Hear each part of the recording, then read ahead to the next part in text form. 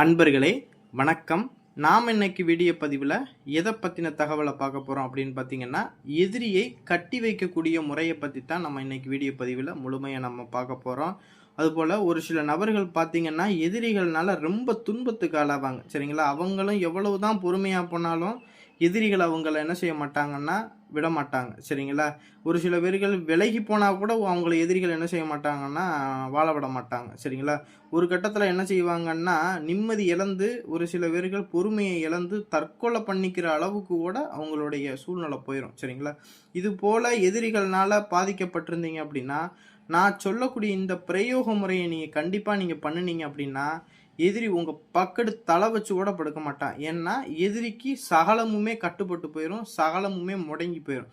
ஒரு தடவை எதிரி மேலே இதை பிரயோகம் பண்ணிட்டீங்க அப்படின்னா காலத்துக்கும் அவனால் இதில் இருந்து அவன் வெளிவரவே முடியாது. அவன் இன்னொரு மாந்திரிகர்கிட்ட போய் பார்த்தா கூட அவனுக்கு எளிதில் அவ்வளோ சீக்கிரம் இந்த இந்த பிரச்சனையில இருந்து அவன் மீண்டு வந்துட முடியாது. ஏன்னா ஒரு தடவை இவன் போய் சரி பண்ணுறதுக்கு முயற்சிச்சான் அப்படின்னா அது ஒரு 2-3 நாள் கட்டுப்படுமே தவிர திருப்பி மறுபடிக்கும் வந்துக்கிறோம். சரிங்களா? இது போல் ஒரு தடவை எதிரி மேலே இதை பிரயோகம் பண்ணிட்டா அவன் காலத்துக்கும் இந்த விஷயத்தில் அவன் என்ன செஞ்சிருவான், முடங்கி போயிடுவான். சரிங்களா? இது போல் எதிரி மேலே பிரயோகம் பண்ணியாச்சு அப்படின்னா எதிரிக்கு என்ன மாதிரியான பிரச்சனைகள்லாம் நடக்க ஆரம்பிக்கும் பார்த்தீங்கன்னா, எதிரி குடும்பத்தில் கலகம் ஏற்படும். சரிங்களா? அவன் குடும்பத்தில் பார்த்தீங்கன்னா சண்டை சச்சரவு அப்படின்னு சொல்லி அவன் கணவன் மனைவிக்குள்ளே ஒரு சண்டை வந்து கணவன் மனைவி பிரியக்கூடிய ஒரு சூழ்நிலையை ஏற்படுத்தும். அவன் குடும்பத்தில் பார்த்தீங்கன்னா கலகம், வெட்டு குத்து கொலை அப்படிங்கிற அளவுக்கு பெரிய கலகமே ஏற்படும். சரிங்களா? அடுத்தது பார்த்தீங்கன்னா எதிரி வந்து என்ன செய்வான்னா தனிமைப்படுத்துவான். சரிங்களா? அவன் தனியாகவே இருக்கணும் அப்படிங்கிற அளவுக்கு அவன் மனநிலையில் உருவாக்க ஆரம்பிக்கும். சரிங்களா? எதிரி மன நிம்மதியின்றி அவன் ஒரு நிமிஷம் கூட அவன் சந்தோஷமாக இருக்க முடியாது. சரிங்களா? இது போல் அவனுடைய உடல் உறுப்புலையும் பார்த்தீங்கன்னா ஏதாவது ஒரு பகுதியில் வலி ஏற்படுத்திட்டு ஏதாவது ஒரு பகுதியில் பாதிப்பு ஏற்பட்டு அவன் நித்தமும் வாழ்நாள் முழுவதுமே எதிரி வந்து இந்த உடல் ரீதியாகவும் மன ரீதியாகவும் கஷ்டப்பட ஆரம்பிச்சிருவான். சரிங்களா? இது போல் எதிரி எந்த நேரமும் துன்பத்தை அனுபவிச்சுட்டு இருப்பான். சரிங்களா? அதனால தான் அவன் உங்கள் பக்கமே வரமாட்டான். சரிங்களா? அவன் உங்கள் பக்கமே தலை வச்சு படுக்க மாட்டான். இது போல் எதிரிகள்னால நீங்கள் பிரச்சனையை அனுபவிச்சிங்க அப்படின்னா கண்டிப்பாக எதிரி மேலே இதை பிரயோகம் பண்ணுங்கள். அதே போல் தப்பே செய்யாத அப்பாவிகள் மக்கள் மேலே இதை பிரயோகம் பண்ணினீங்க அப்படின்னா அது அப்படியே ஆப்போசிட்டாக ஒரு கட்டத்துக்கு உங்களுக்கே திரும்புறதுக்கு வாய்ப்புகள் அதிகமாக இருக்குது. சரிங்களா? அதனால் தப்பே செய்யாத அப்பாவிகள் மேலே இந்த பிரயோக முறையை பிரயோகம் பண்ணாதீங்க. சரிங்களா? அதாவது இந்த பிரயோக முறையை எப்படி பண்ணுறது அப்படின்னு பார்த்தீங்கன்னா, அதாவது இந்த பிரயோக முறையை பார்த்தீங்கன்னா அமாவாசை நாளில் அமாவாசை இரவு நடுநசி நேரத்தில் தான் இந்த பூஜையை செய்யணும். சரிங்களா? இரவு 12 to 1 மணிக்குள்ளே தான் இந்த பூஜையை நம்ம ஆரம்பிக்கணும். சரிங்களா? இந்த பூஜையை ஆரம்பிக்கிறதுக்கு முன்னாடி நான் ஸ்க்ரீனில் கொடுத்துருக்கக்கூடிய எந்திரத்தை, அதை ஸ்தம்பன எந்திரம். சரிங்களா? இந்த ஸ்தம்பன எந்திரத்தை என்னென்னா ஒரு செப்பு தகட்டில் என்ன செஞ்சுக்குங்கன்னா உங்களுக்கு தேவையான அளவு தகடை கட் பண்ணி எடுத்து அந்த செப்பு தகட்டில் இந்த எந்திரத்தை என்ன செஞ்சுருங்கன்னா எழுதிக்கிங்க. எழுதிக்கிட்டு அந்த எந்திரத்துக்கு கீழே உங்களுடைய எதிரி பேரை என்ன செஞ்சுருங்கன்னா உங்களுடைய எதிரி பேரை அந்த எந்திரத்துக்கு கீழே எழுதிருங்க. சரிங்களா? எழுதிட்டு அந்த எந்திரத்தை மஞ்சள், குங்குமம், பால், பன்னீர், சந்தனம் இந்த மாதிரி 5 விதமான பொருளை வச்சு அந்த எந்திரத்துக்கு அபிஷேகம் பண்ணி முடித்த பிறகு அபிஷேகம் பண்ணி முடிச்சிருங்க.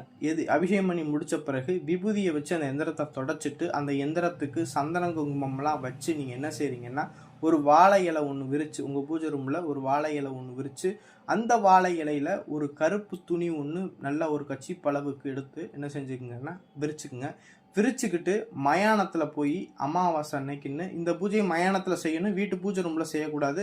மயானத்தில் செய்யலாம். ஏரி கரை, குளக்கரை, காடு இந்த மாதிரி இடங்களில் இதை செய்யலாம். சரிங்களா?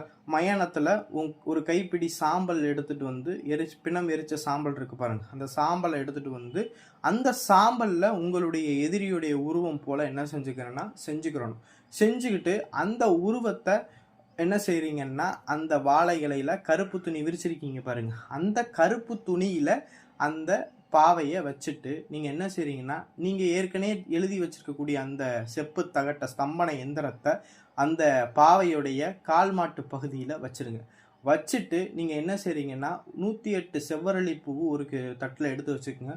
ஒரு செவ்வரளி பூவையும் எடுத்து மந்திரம் சொல்லி அந்த பாவை மேலே போடணும். நான் ஸ்க்ரீனில் கொடுத்துருக்கூடிய மந்திரத்தை 108 தடவை ஒரு பூவையும் எடுத்து அந்த செவ்வரளி பூ கையில் எடுத்துட்டு நீங்கள் என்ன செய்றீங்கன்னா எதிரியோடைய பொம்மை மேலே போடணும். போட்டுட்டு நீங்கள் என்ன செய்றீங்கன்னா 107 தடவை முடித்த பிறகு நீங்கள் என்ன செய்யணும் அப்படின்னா மனசை ஒருநிலைப்படுத்திக்கிட்டு நீங்கள் எதிரியை மனசில் கற்பனை பண்ணிக்கிட்டு அவனுக்கு சகலம் ஸ்தம்பனம் ஆகணும் அப்படின்னு மனசில் நினச்சிக்கிட்டு நான் ஸ்க்ரீனில் கொடுத்துருக்கூடிய மந்திரத்தை எதிரியை நினச்சிக்கிட்டு ஒரு நாளைக்கு 1008 வீதம் சொல்லணும்.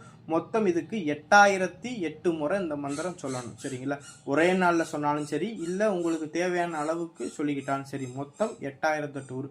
இப்படி 8008 உரு கொடுத்து முடித்த பிறகு அந்த கருப்பு துணி அப்படியே அந்த பாவையோட அந்த எந்திரம், சரிங்களா, எல்லாத்தையும் அப்படியே கருப்பு துணியோடு அப்படியே கட்டி என்ன செய்றீங்கன்னா கடைசியாக என்ன செய்றீங்கன்னா ஒரு கருப்பு கோழியை மட்டும் அறுத்து பழி கொடுத்து அதோடைய உதிரத்தை அந்த கருப்பு துணியோட முடிச்சில் கொஞ்சம் விட்டுட்டு அந்த கோழியை தூக்கி போட்டுருங்க. தூக்கி போட்டுட்டு அந்த அப்படி கருப்பு துணியோட முடிச்சு அப்படியே கொண்டு போய் பிணம் எரிக்கக்கூடிய எரிமேடை இருக்குது பாருங்க, சரிங்களா, அந்த எரிமேடையில் என்ன செஞ்சீங்கன்னா வடக்கு பக்கமாக கொண்டு போய் அந்த கருப்பு துணியை முடிச்சு அப்படியே கொண்டு போய் பிதைச்சிட்டு சுடுகாட்டில் திரும்பி பார்க்காம நீங்கள் வந்துட்டீங்க அப்படின்னா பிதைச்ச நாளில் இருந்து எதிரிக்கு பிரச்சனைகள் ஆரம்பிச்சிடும்.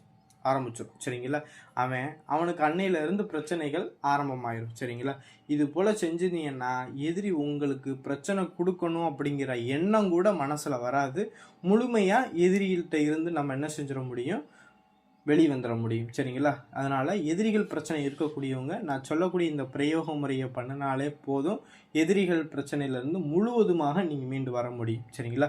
இந்த வீடியோ பதிவு உங்களுக்கு பிடிச்சிருந்துச்சு அப்படின்னா நம்மளுடைய சிவருத்ர மகாகாளி அருள்வாக்கு பீடம் சேனலை சப்ஸ்கிரைப் பண்ணாதவங்க சப்ஸ்கிரைப் பண்ணிக்கிங்க. அதாவது உங்களோட எதிரி பிரச்சனை யாருக்கும் இருந்துச்சு அப்படின்னாலும் நம்மள்கிட்ட தொடர்பு கொண்டு இதுக்கு பற்றின சந்தேகங்கள் இருந்தாலும் நம்மள்கிட்ட கேட்டு தெரிஞ்சுக்கிறலாம். இந்த வீடியோ பதிவு பிடிச்சிருந்துச்சு அப்படின்னா நம்மளுடைய சிவருத்ர மகாகாளி அருள்வாக்கு பீடம் யூடியூப் சேனலை சப்ஸ்கிரைப் பண்ணாதவங்க சப்ஸ்கிரைப் பண்ணிக்கிங்க. நன்றி, வணக்கம்.